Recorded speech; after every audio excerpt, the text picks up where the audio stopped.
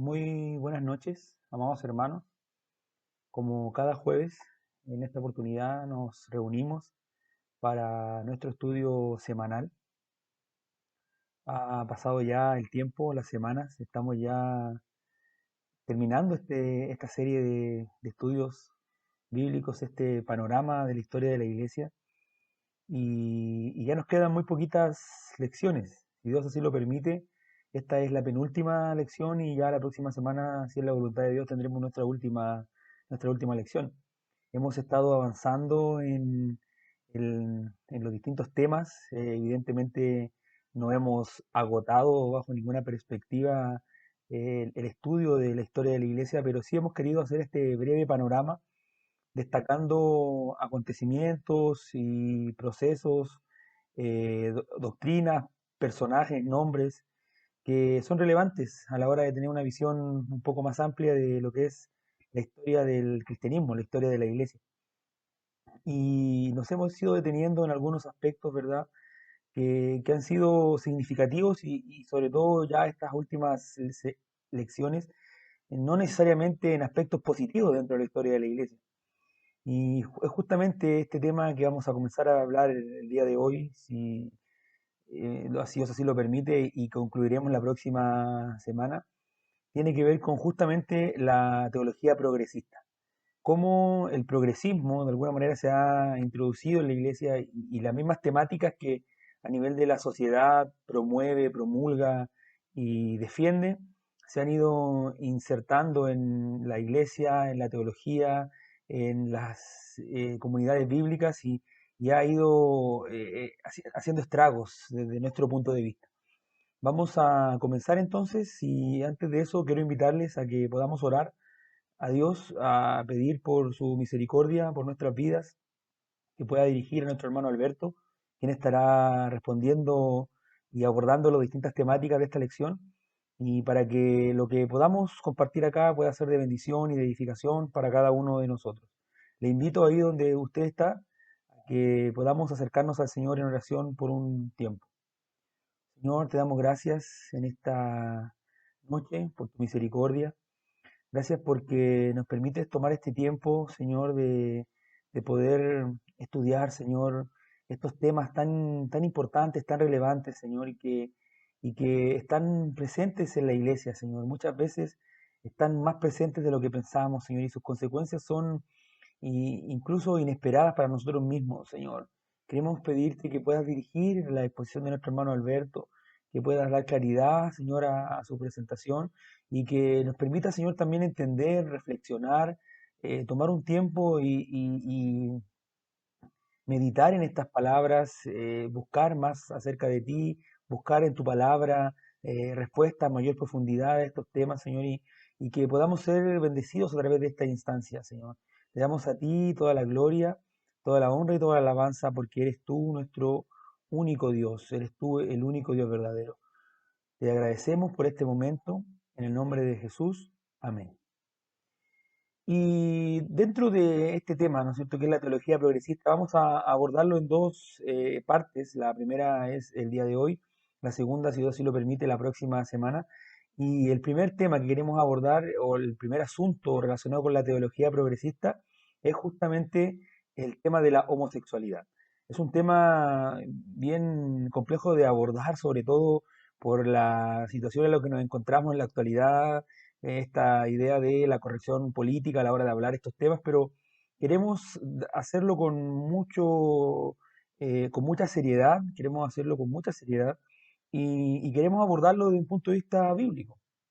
La primera pregunta o el primer tema que vamos a pedir a nuestro hermano Alberto que se refiera tiene que ver con cómo la homosexualidad, el homosexualismo, ¿verdad?, se ha introducido en la iglesia, en las distintas denominaciones protestantes específicamente, va a estar ahí el foco Alberto, y cómo de alguna manera se ha hecho compatible con la vida cristiana, como algo que históricamente y bíblicamente es condenado y es declarado como pecado en la Biblia, se ha introducido en la iglesia, en las denominaciones protestantes y se ha institucionalizado. Y también, Alberto, quizás te podías referir a cómo hay ciertos ministros, ciertas iglesias y membresías que han reaccionado de alguna manera a esta situación. Escuchamos, Alberto. Saludos, Samuel. Saludos a aquellos que nos están escuchando. Una vez más, es un privilegio siempre compartir con ustedes. Ya falta muy poco para terminar toda esta serie de estudios sobre la historia de la Iglesia.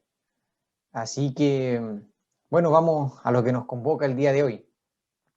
La Biblia nos enseña que la norma de Dios para el ejercicio de la sexualidad humana es la relación entre un hombre y una mujer, y siempre en el marco del matrimonio. En este ámbito, la Biblia solo deja dos opciones para los cristianos.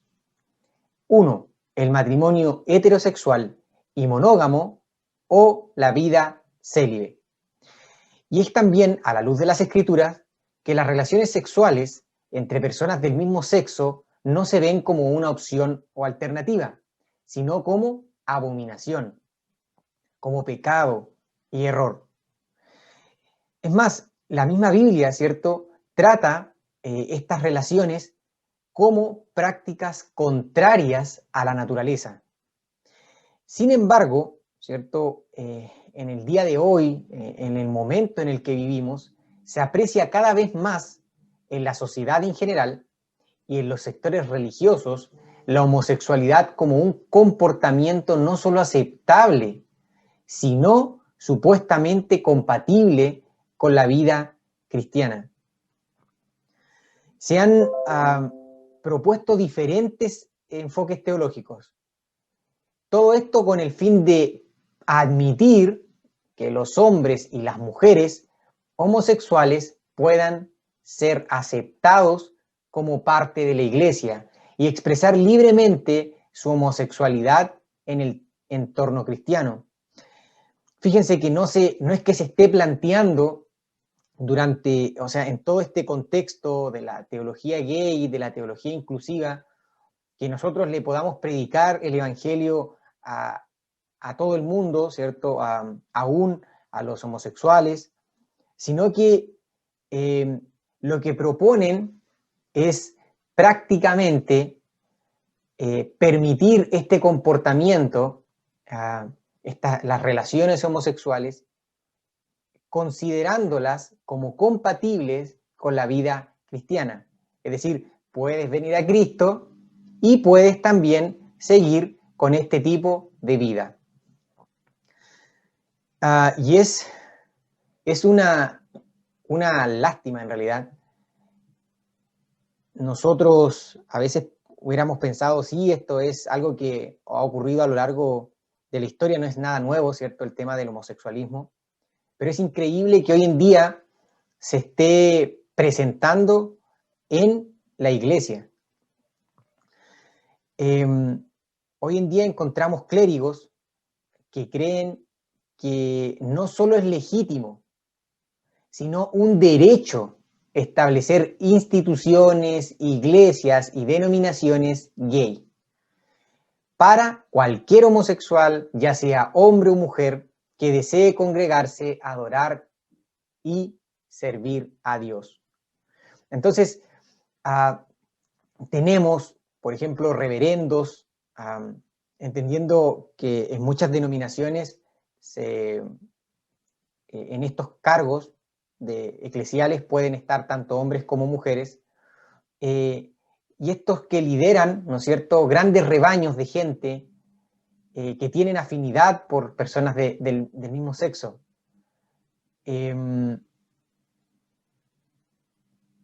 Están, podríamos decirlo, presentes en la iglesia de hoy en día.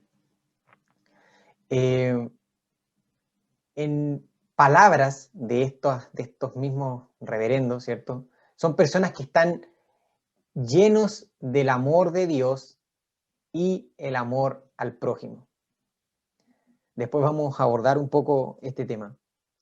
Y esto particularmente está ocurriendo dentro de algunas de las iglesias históricas en los Estados Unidos, en Canadá y Europa.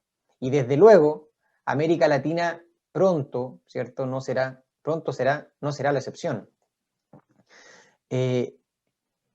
déjenme contarle un poco algunos datos. Craig Branch, un apologista, sostiene que entre los 1.4 millones de miembros que tiene la Iglesia Unida de Cristo en los Estados Unidos, de forma abierta y con frecuencia ordena homosexuales al Sagrado Ministerio. De la misma manera lo hace la Iglesia Unitaria Universal. También, ¿cierto?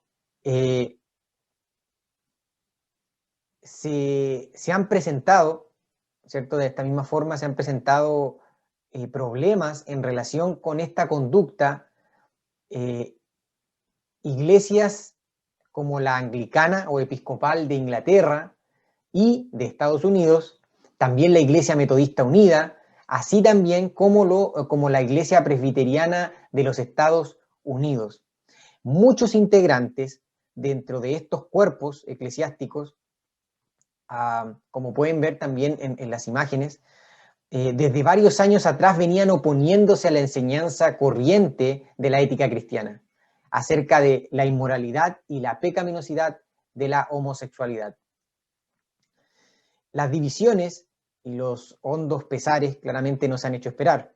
Este mismo autor que citaba anteriormente declara que la Iglesia Metodista de Inglaterra en el año 2005 terminó por abrazar la homosexualidad para todos sus clérigos. De la misma forma, en los Estados Unidos, la Iglesia Metodista Unida, la segunda más grande denominación, absolvió a la reverenda Karen Daman, que era ministra, ¿cierto?, en esa denominación, en su iglesia, y esta ministra contrajo, ¿cierto?, la absolvió porque había contraído, ¿cierto?, matrimonio con otra mujer que también era lesbiana. Varios miembros de esta iglesia se han opuesto al estimar que se trata claramente de una práctica incompatible con las enseñanzas cristianas. Es más, el libro de la disciplina de la Iglesia Metodista así lo contempla. No obstante, las autoridades eclesiásticas actuales han hecho caso omiso a esta prescripción disciplinaria. Entonces, vemos esta práctica, por decirlo así, presente en la iglesia, pero como algo común, algo que puede conciliarse con el cristianismo. La iglesia episcopal en la diócesis de New Hampshire, en el año 2005, eligió a Jim Robinson como obispo homosexual, pese a las protestas de los obispos conservadores en África, Asia y América Latina. Pero aquí no hay que extrañarnos por este escándalo, porque el propio obispo de esta misma diócesis, Douglas Teuner, había estado apoyando la causa gay en la iglesia y aprobando los votos matrimoniales para parejas del mismo sexo. No es que haya pasado de un día para otro, así, ¿no es cierto? ¿Qué está pasando? Nos pilló ahí volando bajo, por decirlo así. Cuando este obispo gay fue elegido, la reverenda Susan Russell, una lesbiana del grupo episcopal gay, declaró: es una bendición, estoy citando, es una bendición y espero que la iglesia sea lo suficientemente fuerte para que sobreviva a este debate. Fin de la cita. Conocedores también de la iglesia declararon que la iglesia ya había tenido obispos gay, pero era la primera vez que alguien declaraba su orientación sexual sin mayores problemas. Y había terminado siendo elegido, por decirlo así. En la misma página web declara, cito, que el único obispo de la iglesia episcopal que había descubierto su sexualidad fue el obispo ya retirado Otis Charles de Utah, quien en 1993 había enviado una carta a la casa de obispos de la iglesia compartiendo su experiencia de ser un obispo gay que se atrevió a confesarlo. Fin de la cita. Por su parte, también desde mayo del año 2003, la Iglesia Presbiteriana de los Estados Unidos tiene pendiente unos 30 casos en la corte de la propia iglesia en relación con los presbíteros que abiertamente ordenaron clérigos homosexuales. Y la batalla sigue siendo fuerte para estos clérigos miembros, para que estos clérigos, ¿cierto?, que son miembros de la Iglesia Presbiteriana de Estados Unidos, regresen al concepto heterosexual o al matrimonio entre un hombre y una mujer, tal como Dios lo estableció desde el huerto del Edén. Y la lucha continúa siendo fuerte y notable entre las facciones liberales y conservadoras dentro de la misma Iglesia Presbiteriana de Estados Unidos. Entonces, entendiendo un poco el contexto, viendo lo que está aconteciendo en la Iglesia, claramente vemos divisiones dentro de la misma Iglesia, entendiendo que mucha gente comprende que tal acción no es, o sea, es contraria a la Biblia. Y de alguna manera, en este contexto, no necesitamos hablar de divisiones en los cuerpos eclesiásticos, ya que la apostasía es algo que la Biblia misma anuncia en el Nuevo Testamento y que iba a surgir dentro de los lindes, ¿cierto?, de la misma iglesia. Y es lo que lamentablemente vemos también hoy en día. Volvemos contigo, Samuel. Muy, muy detallado el panorama, ¿verdad? De estos datos que entrega nuestro hermano Alberto. Y más allá, ¿no es cierto?, de esta información quizás más cuantitativa, más eh, relacionada con datos, me gustaría saber también, Alberto, eh, ¿cómo defienden estos grupos sus perspectivas o cómo defienden estos grupos su entendimiento de la Biblia, tomando en consideración que, como lo decíamos hace un momento, hasta no mucho tiempo era generalizada la condena de la Iglesia a este tipo de prácticas y no había por ningún punto de vista un espacio para que estuvieran en el liderazgo, que estuvieran dirigiendo, ¿verdad?, siendo parte de la ordenación en el ministerio, pero de alguna manera existe una argumentación, ¿verdad? Existen argumentos que ellos dan para poder posicionarse y para poder validar su punto de vista, su particular punto de vista. Nos gustaría, Alberto, que te refirieras a esos argumentos. Gracias, Samuel. Bueno, habiendo visto el contexto, ¿no es cierto?, en el cual nos encontramos, en el cual se encuentran también muchas denominaciones tratando de aceptar esta teología, por decirlo así, pasamos a ver algunos de los argumentos, ¿no es cierto?, que presentan los defensores de esto. Voy a intentar repasar brevemente algunos de estos argumentos que presentan de alguna manera aquellos que están a favor de la teología gay. A estos argumentos se les conocen como revisionistas y a sus autores también se les conoce como revisionistas, ya que abogan por revisar la postura cristiana tradicional y así poder afirmar la práctica homosexual. La Biblia afirma, ¿no es cierto?, la heterosexualidad sin género de duda.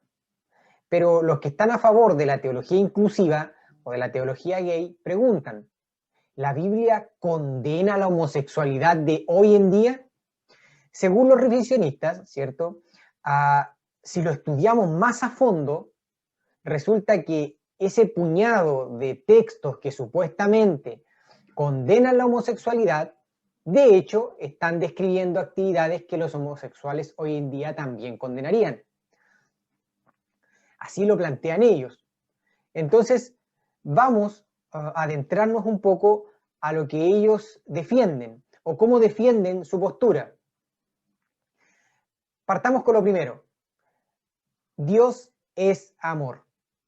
La teología inclusiva, que es como también se le conoce, ¿no es cierto?, a la teología homosexual o teología gay, es un enfoque según el cual, si Dios es amor, por ende, aprobaría todas las relaciones humanas, sean cuales sean. Siempre que exista este sentimiento. O sea, si está el amor presente en esta relación, como Dios es amor, por ende va a ser aprobado por Él.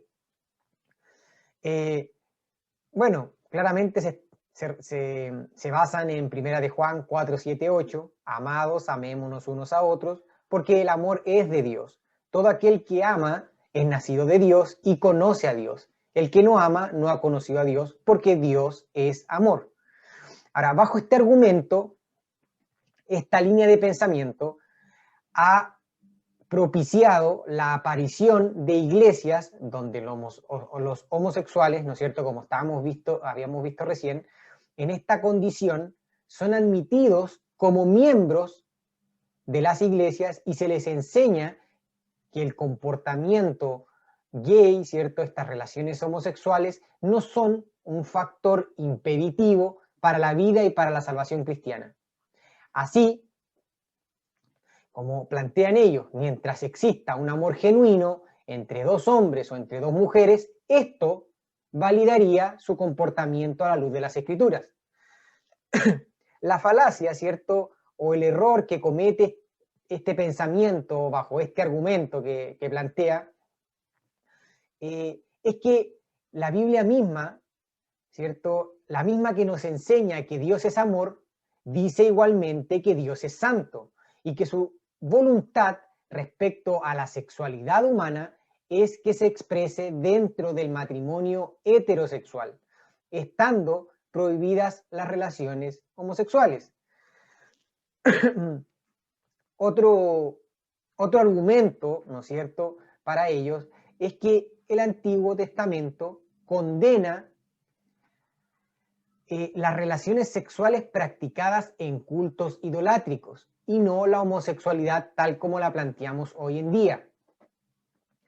Hay dos versículos, ¿no es cierto?, que todos diríamos, pucha, pero aquí está claro que la homosexualidad no está bien, está totalmente mal, o sea, no hay forma de que ellos puedan usar estos textos para defender, ¿no es cierto?, este argumento de que el Antiguo Testamento no condena la homosexualidad. Levítico 18:22 dice, no te acostarás con varón como los que se acuestan con mujer, es una abominación. Levítico 20:13 dice, si alguno se acuesta con varón como los que se acuestan con mujer, los dos han cometido abominación, ciertamente han de morir, su culpa de sangre sea sobre ellos. Entonces, esta teología inclusiva sostiene que las condenas que se encuentran en el Antiguo Testamento, especialmente en el libro de Levítico, como acabamos de leer, se refieren únicamente a las relaciones sexuales practicadas en relación con cultos idolátricos y paganos, como era el caso, ¿no es cierto?, de las practicadas por las naciones que rodeaban en ese entonces a Israel. Para los revisionistas, a estas personas que argumentan de esta manera, dichos versículos se hallan dentro del comúnmente denominado Código de Santidad, que exhortaba, ¿no es cierto?, al pueblo de Israel a abstenerse de las prácticas de las naciones colindantes. Entonces, el Código de Santidad, por tanto, contempla, ¿no es cierto?, la prostitución en asociación con la idolatría, y por consiguiente es abominación. Entonces, ¿qué es lo que están planteando ellos? Ellos dicen, no es la conducta homosexual consentida, ¿cierto?, siempre cuando estos dos hombres o dos mujeres concienzudamente, ¿cierto?, y ambos consienten esta relación entre iguales, no hay problema, la Biblia no, ni siquiera estos textos atacan o condenan este tipo de conducta o este tipo de relación, sino que están condenando la homosexualidad desde el punto de vista, ¿cierto?, en la prostitución en asociación con la idolatría. De esa manera, lo plantean y de esa manera lo defienden. Dicen además, estas prohibiciones se encuentran junto a otras normas contra el consumo de sangre o carne de cerdo, ¿no es cierto?, que también están en Levítico y que estarían ya desfasadas y por tanto sin validez para los cristianos. También argumentan que la prueba de que las prohibiciones, ¿no es cierto?, de las prácticas homosexuales eran culturales y ceremoniales. Y por eso es que se puede ver que se castigaban con la muerte, algo que no se admite desde la época del Nuevo Testamento. Entonces, ellos dicen, ok, estas cosas ellos las castigaban o las prohibían, pero porque culturalmente en ese momento era todo distinto y porque estaba relacionado a ciertas ceremonias. Y por eso el castigo era la muerte, la lapidación. Pero ellos también plantean y dicen, bueno, pero en el Nuevo Testamento esto de matar haciendo esto o al homosexual no se admite y por ende es algo que ya no está vigente, por decirlo así. Por ende, en resumen, lo que están diciendo es eso. El Antiguo Testamento no condena las relaciones o las prácticas homosexuales. Otro argumento que plantean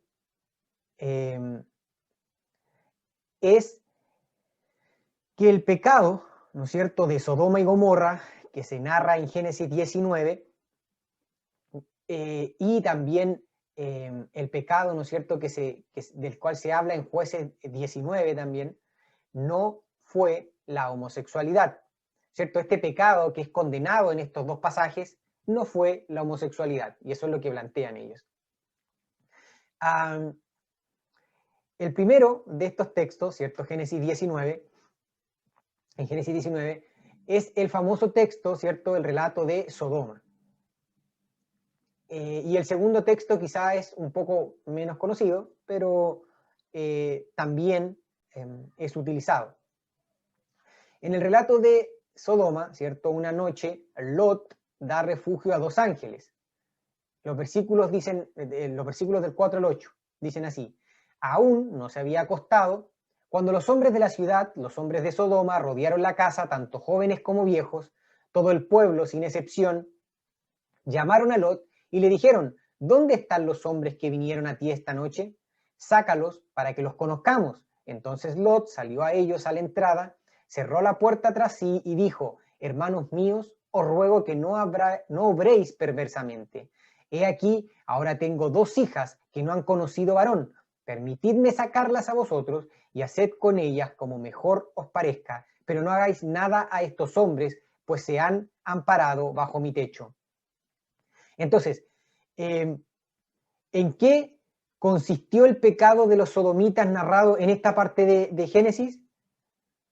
En defensa de una teología gay, ¿no es cierto? Siguiendo a Bailey, Daniel Helminiak señala que en este pasaje lo que se resalta es la violación de la ley de la hospitalidad. O sea, acá no se está condenando en sí, o no se está hablando mal de la homosexualidad, sino de la falta de hospitalidad de parte de Lot. En países desérticos, como lo eran Sodoma, Gomorra, era imperdonable que alguien, especialmente un extranjero como Lot, impidiera el ejercicio de la sagrada ley de la hospitalidad. Como sabemos, se trata de una costumbre dentro de una costumbre de cortesía oriental para con todos los viajeros, ¿no es cierto?, que se daban o que se presentaban durante la noche. Y esta costumbre es todavía una regla tradicional tanto en culturas semíticas como en las culturas árabes. Entonces, sobre el pecado de los sodomitas, que realmente consistió en prácticas homosexuales, Bailey plantea en su tesis, y cito, que no hay razón para interpretar el término hebreo yadá, que aparece en Génesis 19:5, que es el que está marcado ahí como conozcamos, signifique intercambio homosexual. Fin de la cita. en idéntico sentido, afirma que la expresión conozcamos más bien debe ser interpretada como, cito, sácalos afuera, refiriéndose a los mensajeros enviados por Dios a la casa de Lot, para que nos familiaricemos con ellos. Fin de la cita. Entonces, según este argumento, los revisionistas lo que intentan hacer, ¿cierto? Intentan hacer que el comportamiento gay sea normal y aceptable dentro del cristianismo, bajo la suposición de que el pecado de Sodoma y Gomorra no fue la homosexualidad, sino la falta de hospitalidad hacia los invitados de Lot. La base que tienen estos teólogos inclusivos, estos que defienden la teología gay, como le llaman, para esta afirmación es que en el original hebreo se dice que los hombres querían conocer a los invitados de Lot, como se ve en Génesis 19:5, y no abusar sexualmente de ellos, como traducen muchas o varias versiones. Además de esto, ellos lo que hacen es utilizar otro texto más, Ezequiel, que parece favorecer el argumento de que Dios no castigó a Sodoma y Gomorra por su práctica homosexual cotidiana. En su intento probatorio, ¿qué es lo que se hace? Se cita, como dije, Ezequiel 16, versículos 48-49, que dice: vivo yo, dice Jehová el Señor, que Sodoma, tu hermana, y sus hijas no han hecho como tú y tus hijas. He aquí que esta fue la maldad de Sodoma, tu hermana: soberbia, saciedad de pan y abundancia de ociosidad tuvieron ella y sus hijas, y no fortaleció la mano del afligido y del menesteroso. Pero incluso, ¿cierto? Habiendo terminado de leer la cita de Ezequiel, incluso en el supuesto de que el relato de Sodoma tratara de sexo entre hombres, no trataría de la homosexualidad, tal y como la hemos definido, ¿no es cierto? Como se define la homosexualidad. Más bien, para ellos, lo que dicen es que se describe la violación masculina, la cual no viene motivada necesariamente por el deseo homosexual, y que expresa, ¿no es cierto?, el hábito de muchas culturas antiguas de humillar al enemigo forzándole a hacer de mujer. Y ciertamente, ¿no es cierto?, en este tipo de sexo no hay mutuo acuerdo y probablemente no va a agradar a ninguna de las partes. Y hoy en día ellos plantean, tanto los gays como las lesbianas de hoy están condenando este tipo de conducta, de igual manera como lo hacen los heterosexuales. Entonces ellos dicen: pucha, qué injusto aplicar hoy la condena de Sodoma a una actividad privada y consentida entre adultos del mismo sexo. Entonces, lo que están planteando ellos es, bueno, en Sodoma no se condena nunca la homosexualidad, sino la falta de hospitalidad. Y podemos respaldarlo en Ezequiel 16, 48, 49, donde parece que el pecado, en ningún momento, de cuando se habla del pecado de Sodoma, no se menciona la inmoralidad sexual, ni se menciona, ¿no es cierto?, la homosexualidad, sino otras cosas. Entonces, aún así, si nosotros aceptáramos, dicen ellos, que realmente había sexo, se tratara de sexo entre hombres, se está hablando de un sexo forzado, donde no hay amor, donde no hay consentimiento, y eso es lo que se está prohibiendo, o eso es lo que se está condenando. Y eso, dicen ellos, también lo condenamos nosotros, hablando ellos como aquellos que aceptan, ¿no es cierto?, la homosexualidad como algo bueno, ¿cierto?, en ningún momento malo.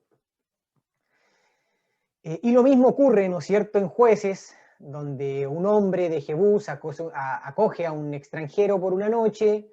En resumen, ¿no es cierto?, un levita que iba de viaje con su concubina es invitado por un hombre viejo, forastero, en Gabá de Benjamín, para que pasara la noche en su casa a fin de que no se quedara en la plaza, o quizá en el parque principal de la ciudad. Pueden leerlo en Jueces 19, ¿no es cierto?, del versículo 16 al 21. Y el versículo 20 dice: Pero cuando estaban gozosos, he aquí que los hombres de aquella ciudad, hombres perversos, rodearon la casa, golpeando a la puerta, y hablaron al anciano, dueño de la casa, diciendo, saca al hombre que ha entrado a tu casa para que lo conozcamos.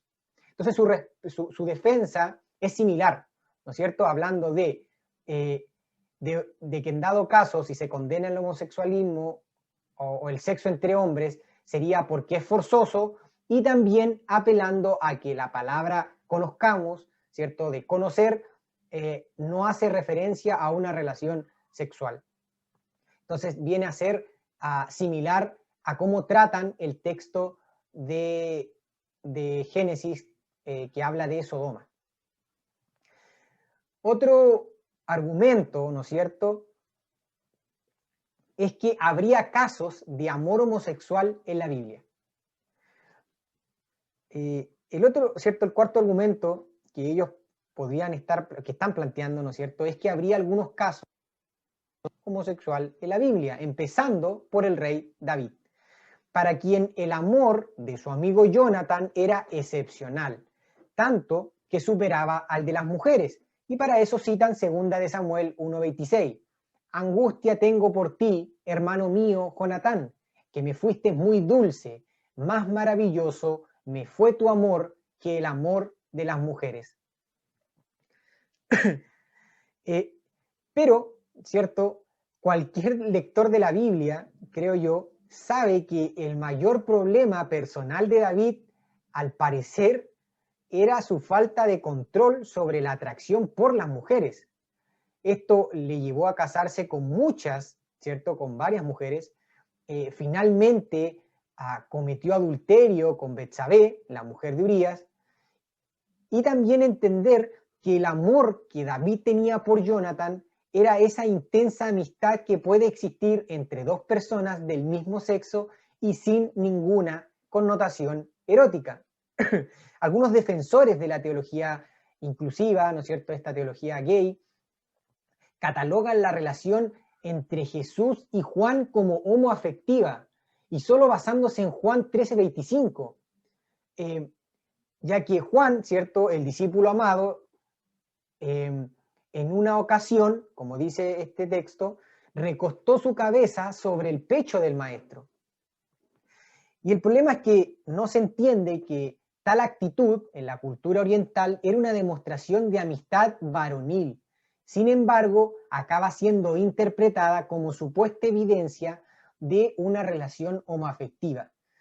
Y los que piensan de esta manera, claramente, ¿cierto?, no pueden ver la amistad pura y dura entre personas del mismo sexo sin tener que atribuirle una connotación sexual.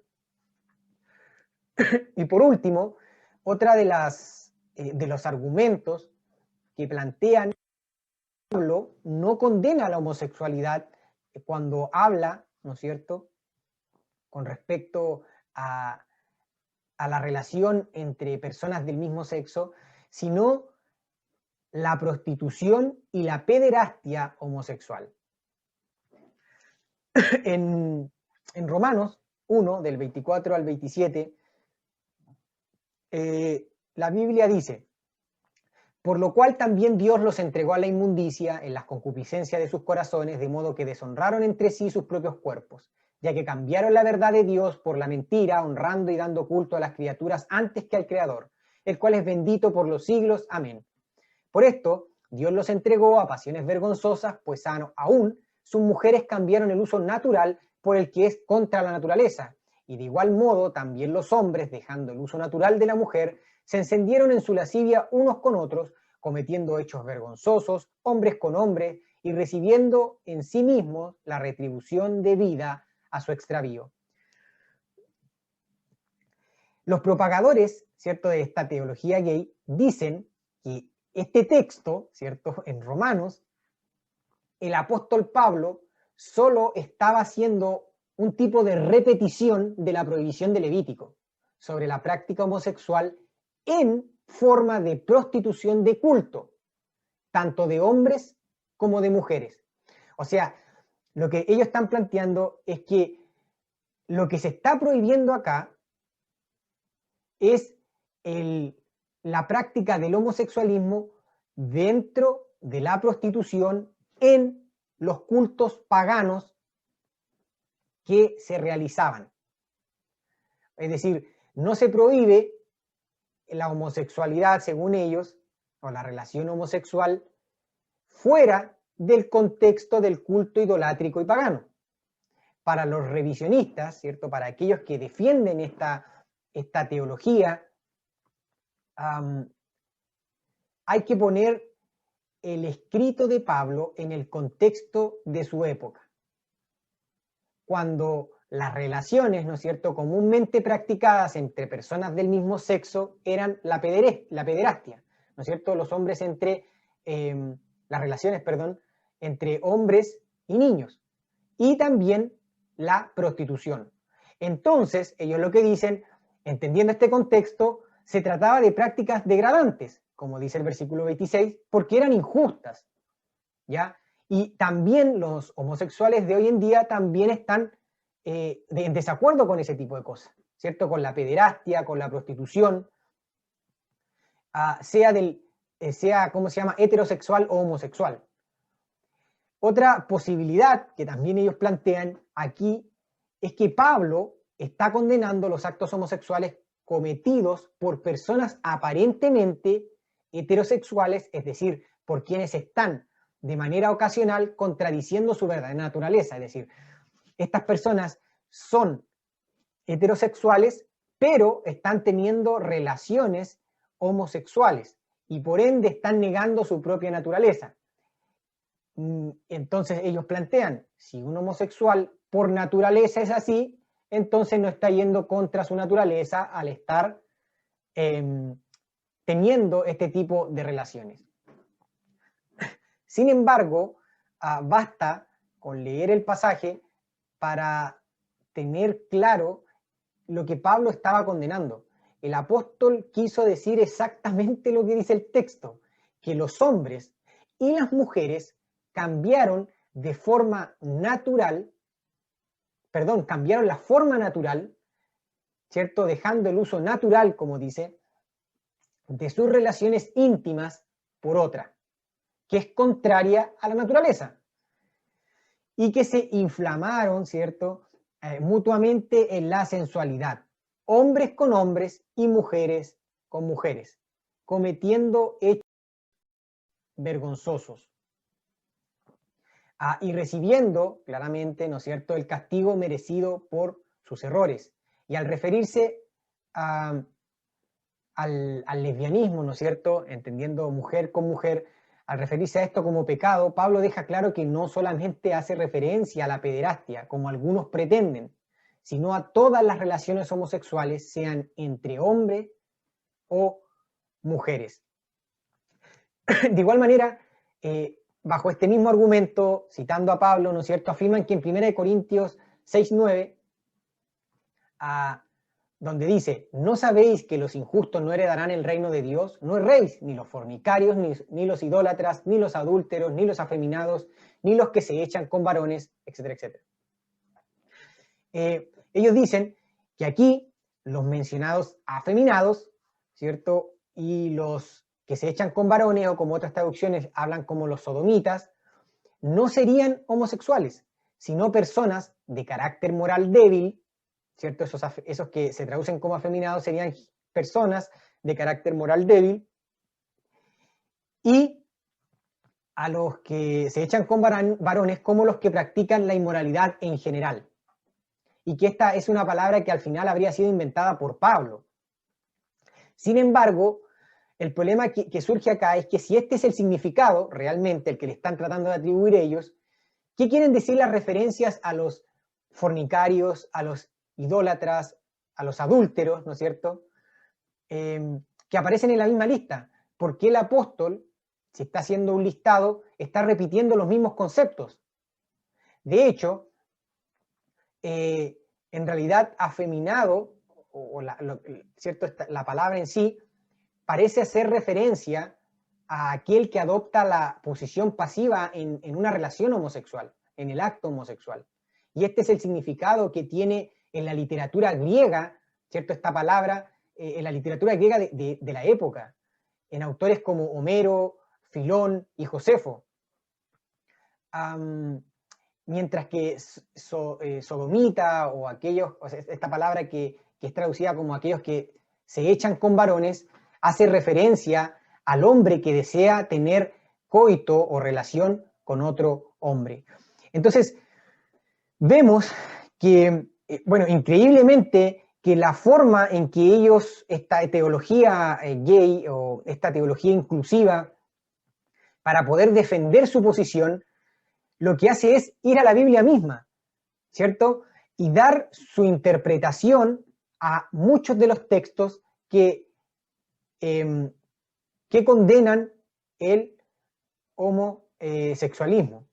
Y es realmente preocupante por el manejo que se le da a la escritura y por el hecho de querer ir a la misma escritura para poder validar este tipo de comportamiento en la iglesia, que es una de las cosas más preocupantes que podemos estar viendo.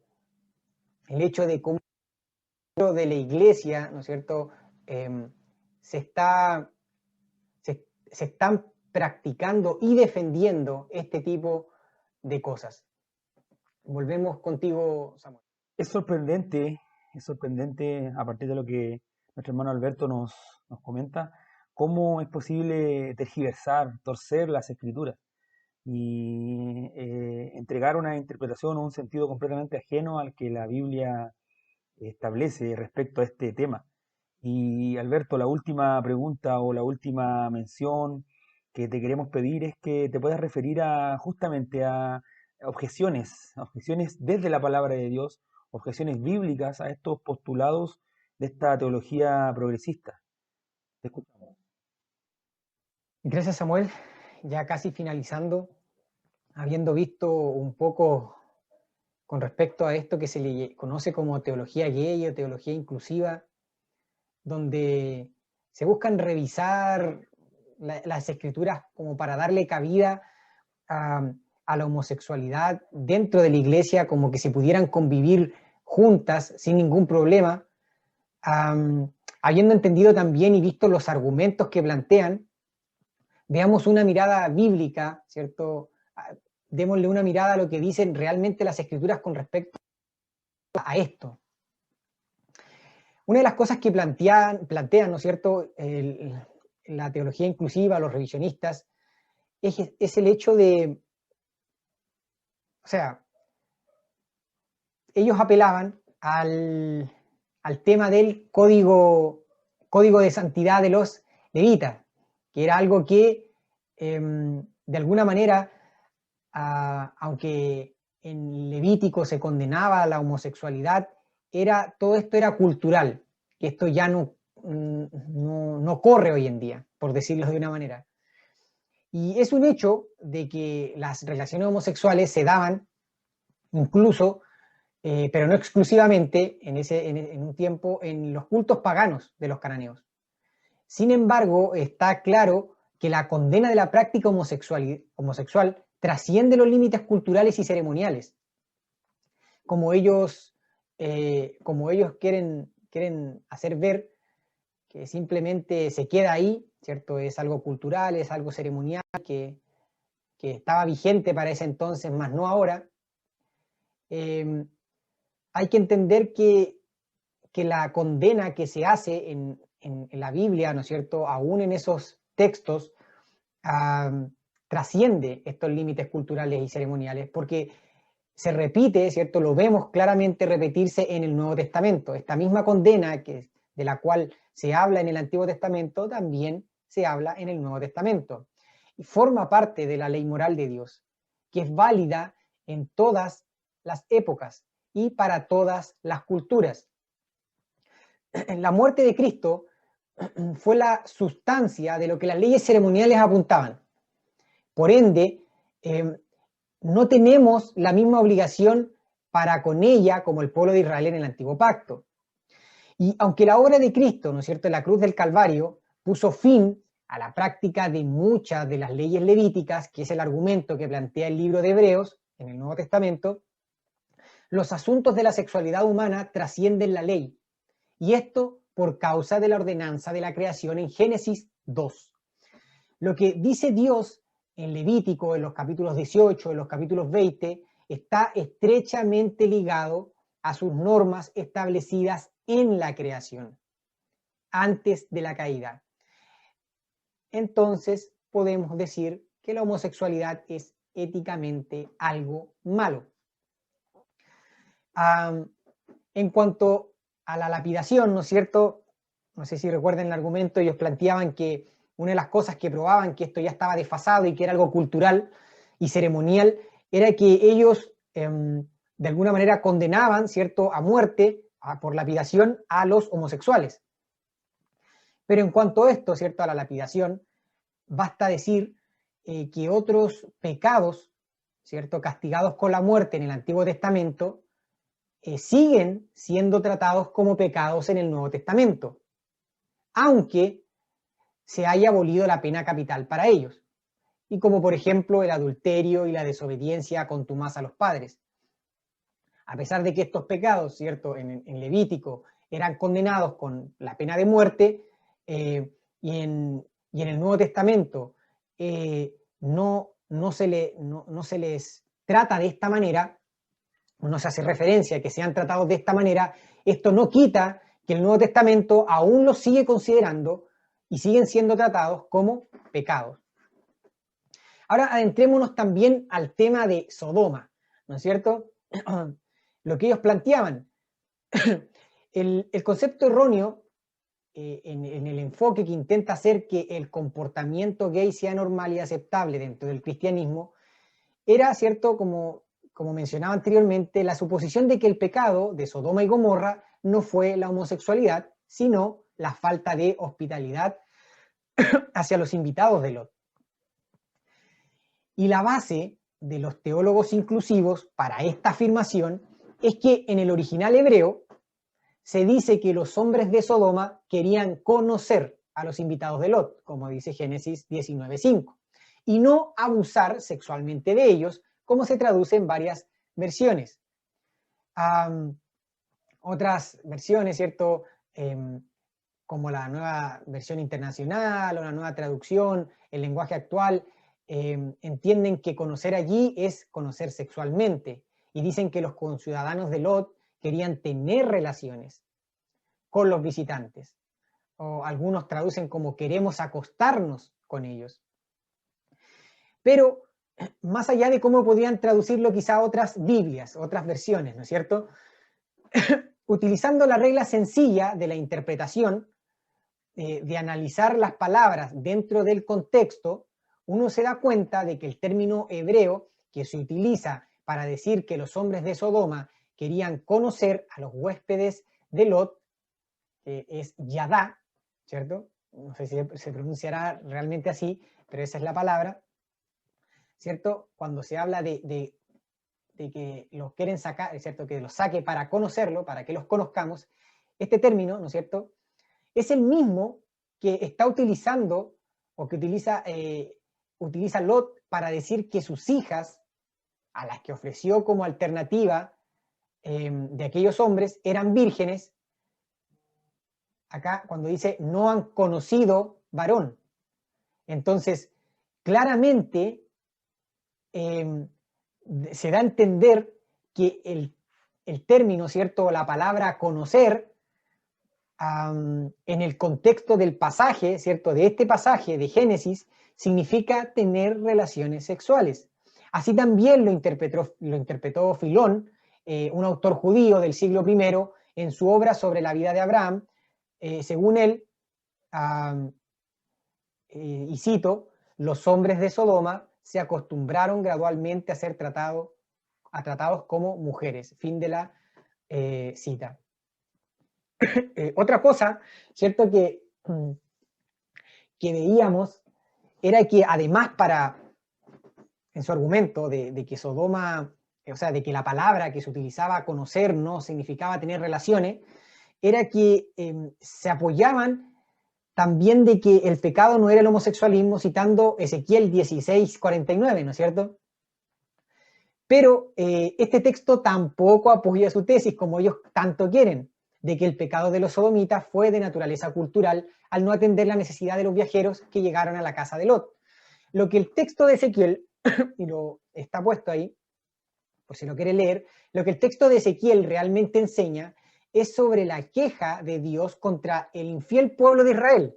El pueblo de Dios, lo que estaba pasando era que estaba actuando en contra de la voluntad de Dios, semejante a los habitantes de Sodoma, cuyo pecado no fue solamente la homosexualidad, también fueron indolentes con los pobres y los necesitados, a pesar de tener grandes riquezas. Por este último pecado, ¿no es cierto?, Israel recibe la queja de parte del Señor. Y otra cosa que es importante recalcar es que cuando hacen cita de este texto, los que defienden esta teología, no mencionan el importante pasaje paralelo de Ezequiel 16:50, en el cual Dios dice por medio de este profeta, y cito, y se llenaron de soberbia, hablando de Sodoma y Gomorra, e hicieron abominación delante de mí, y cuando lo vi, las quité. Entonces debemos recordar, como dice Levítico 18, Levítico 20, que los actos homosexuales son abominación para con Dios. Entonces claramente vemos este mismo uso. Hicieron abominación delante de mí. Del mismo modo, ¿no es cierto?, Pedro en su segunda epístola hace referencia a las prácticas pecaminosas de los habitantes de Sodoma y Gomorra como comportamiento libertino. En Judas 7 también podemos leer como Sodoma y Gomorra y las ciudades vecinas, las cuales de la misma manera que aquellos, habiendo fornicado e ido en pos de vicios contra naturaleza, fueron puestas, por ejemplo, sufriendo el castigo del fuego eterno. Entonces vemos claramente, o se puede uno dar cuenta de que lo que plantean ellos, de que el pecado de Sodoma fue simplemente la falta de hospitalidad, es erróneo, si lo vemos a la luz de otros pasajes de la Escritura, cuando vemos más el contexto completo y no solamente nos quedamos con unos solos pasajes tomados a preferencia, ¿cierto? Cuando Jesús y Pablo tratan los temas del matrimonio y la sexualidad humana, siempre hacen referencia a esta ordenanza de la creación de la cual se habla en Génesis 2 del versículo 18 al 25. ¿No es cierto? Si usted tiene tiempo en algún momento, revisen Mateo 19:1, del versículo 1, Marcos 10, en 1 Corintios 7. Lo que se postula, ¿no es cierto?, en estos versículos trasciende la cultura y el tiempo, constituye el ideal de Dios para la sexualidad y el matrimonio. Tal como lo mencioné al comenzar el estudio, el matrimonio debe ser monógamo y heterosexual. De este pasaje, ¿no es cierto?, en Génesis, es imposible justificar la poligamia o la homosexualidad. Nos da la norma. En Génesis nosotros tenemos la norma, el ideal para todos los matrimonios. Y esto no es una opción para los seres humanos, ¿ya? Con esta norma establecida para el matrimonio en la ordenanza de la creación, los pasajes bíblicos acerca de la sexualidad humana siempre son comparados con Génesis 2. Entonces, cuando veamos todos los demás pasajes de la Escritura, es necesario también que los comparemos con el estándar del matrimonio que Dios quería o que Dios puso, que es el que lo podemos encontrar en Génesis. Explica que la fornicación, el adulterio y la homosexualidad, ¿cierto?, son aberraciones, un alejamiento radical de la norma clara de Dios. Hay muchos pasajes en la Biblia que se refieren a la relación sexual estándar, normal, aceptable y ordenada por Dios, que es el matrimonio heterosexual monógamo.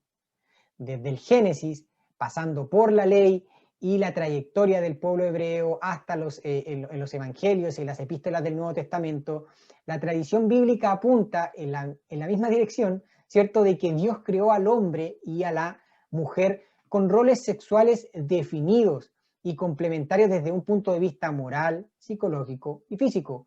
Por lo tanto, es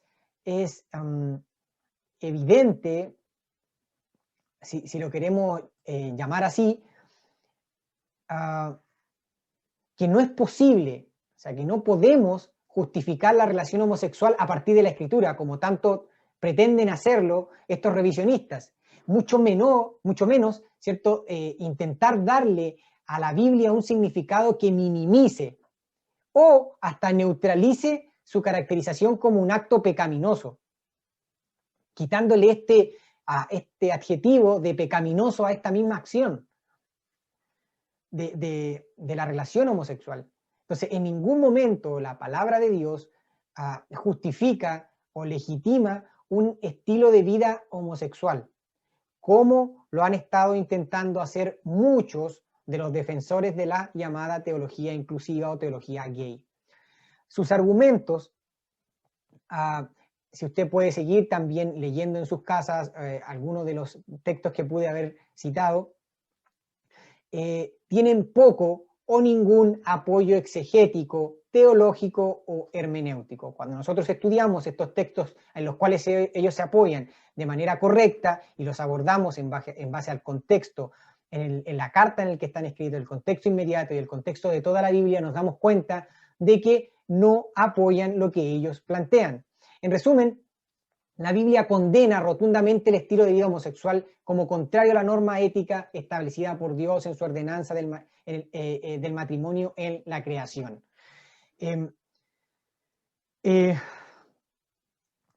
La palabra de Dios provee la pauta, ¿no es cierto?, para confrontar estas malas interpretaciones, y la respuesta que nosotros deberíamos dar es la obediencia a esto que Dios ordena en su palabra. Ahora, también hay que entender que como creyentes no es correcto utilizar la Biblia para tratar a los homosexuales como los peores pecadores, aquellos que prácticamente no tienen perdón y es casi imposible que se puedan salvar, y que uno los trate con odio o con desprecio. Es triste que esto haya ocurrido también en el pasado y en muchas ocasiones se repite en el presente. La Biblia dice que todos pecaron y están destituidos de la gloria de Dios. Eso dice Romanos 3:23, ¿cierto? Todos necesitamos arrepentirnos de nuestros pecados y someternos a Jesucristo, el Salvador, por la fe, ¿cierto? Para el perdón, para recibir el perdón y la vida eterna. ¿Ya? Esto es lo que debemos predicar. Ahora, cuidado, ¿cierto? Aquí es donde está el problema. Cuando queremos quitarle este adjetivo de pecado al homosexualismo, ¿cierto?, a las relaciones homosexuales para permitirlas dentro de la iglesia. Muchas, como mencionaba al principio, ya finalizando, muchas iglesias cristianas históricas ya aceptan hoy la práctica homosexual como algo normal, hasta el punto, ¿no es cierto?, que los homosexuales practicantes, ya sean hombres o mujeres, han sido aceptados no solo como miembros de iglesias, sino también como pastores. Y en la mayoría de los casos, la aceptación de la homosexualidad ha provocado divisiones en la iglesia. Y también hay que tener en cuenta que esto no se produce como de un día para otro en la iglesia, sino que hay un proceso de rechazo, y que hemos estado viendo también a lo largo de otras clases anteriores o de otros estudios anteriores, que la iglesia poco a poco empieza a rechazar la inspiración de la Escritura, la infalibilidad y la autoridad de la Biblia. Por regla general, ¿cierto?, estas denominaciones que ahora hoy en día aceptan la homosexualidad han adoptado el método histórico crítico, que por definición, ¿cierto?, admite que las Escrituras, que la palabra de Dios, están condicionadas a la cultura y que al final están reflejando errores y prejuicios de la época de los autores. Entonces, cuando ven de esta manera la Biblia, claramente también la pueden manosear y reinterpretar como ellos quieren, según ellos, ¿no es cierto? Así, la aceptación de la práctica homosexual parece que es simplemente un paso lógico a lo que ya estaba aconteciendo. De ahí la importancia a no ceder ni siquiera en las cosas mínimas cuando se va en contra de la palabra. Otros, ¿cierto?, están por venir. Sin embargo, los cristianos que reciben la Biblia como la palabra infalible e inerrante de Dios no pueden aceptar, ¿cierto?, la práctica homosexual, excepto como una de esas relaciones sexuales consideradas como pecaminosas por el Señor, al igual que el adulterio, la prostitución y la fornicación. Que el Señor nos ayude, ¿no es cierto?, como iglesia, a mantenernos firmes para que sí podamos predicar con amor, pero también sin dejar de lado la verdad, porque el amor se goza en la verdad. Que el Señor nos ayude siempre a mantenernos firmes y predicar su palabra, la cual es infalible e inerrante. Que el Señor los bendiga, hermanos. Bueno, amados hermanos, ha ya concluido el tiempo de nuestro estudio. Agradecemos a Dios por la vida de Alberto, por la exposición que ha realizado. Y como lo decíamos al comienzo, este último tema, que es la teología progresista, la abordaremos en dos lecciones o en dos partes, si Dios así lo permite. Ahora lo que acabamos de escuchar, de procesar, ¿verdad? Vamos a tener una semana para procesar esto, para ir entendiéndolo, profundizando probablemente. Y si Dios lo permite, la próxima semana estaremos ya cerrando con la última parte, que será también la última lección de esta serie de panorama de la historia de la Iglesia. Te invito entonces a que pueda reflexionar y que, si Dios así lo quiere y es su voluntad, la próxima semana podamos estar finalizando todos juntos esta serie de lecciones donde hemos ido tomando estos distintos temas y tratando de abordarlos de una perspectiva histórica, pero también desde un punto de vista práctico y bíblico. Te invito, amado hermano, ya que ha terminado este tiempo, a que podamos agradecer a Dios por esta instancia, agradecer a Dios por la posibilidad que nos da de, a través de estos medios, disfrutar y ser beneficiados con esta instrucción. Te invito a que oremos juntos. Señor, te damos gracias una vez más por esta exposición que ha realizado nuestro hermano Alberto. Gracias porque podemos, Señor, con mucha claridad ver en tu palabra los errores, Señor. No basta simplemente con tomar un texto, un pasaje y querer imprimirle lo que uno quiere que diga, Señor, sino que es necesario un estudio concienzudo, un estudio serio de tu palabra, Señor. Y te queremos rogar para que cuando nuestra fe sea contrastada con estas falsas enseñanzas, con estas interpretaciones equivocadas de tu palabra, erróneas, podemos estar lo suficientemente preparados para encontrar respuesta en tu palabra, Señor, encontrar respuesta y plantear objeciones a estas enseñanzas que provienen del error, Señor, de un corazón confundido, Señor, de un corazón engañado, Señor, o engañador. Señor, rogamos tu misericordia, rogamos tu protección, ayúdanos a conocer tu palabra, a conocer tu verdad, la sana doctrina, la ortodoxia cristiana, Señor, y no apartarnos de la verdad, no apartarnos de lo que tu palabra ordena, de lo que tu palabra manda, Señor, por estas doctrinas que van surgiendo de tiempo en tiempo, Señor. Rogamos tu protección, rogamos tu cuidado para nuestras vidas, para nuestra iglesia, y te agradecemos, Señor, por este tiempo, por este estudio, por este momento para poder reflexionar. Te damos a ti toda la gloria y toda la exaltación. Amén. Dios les bendiga, amados hermanos. Damos por finalizado entonces nuestra lección de esta semana y nos estamos encontrando nuevamente si es la voluntad de nuestro Señor. Dios les bendiga.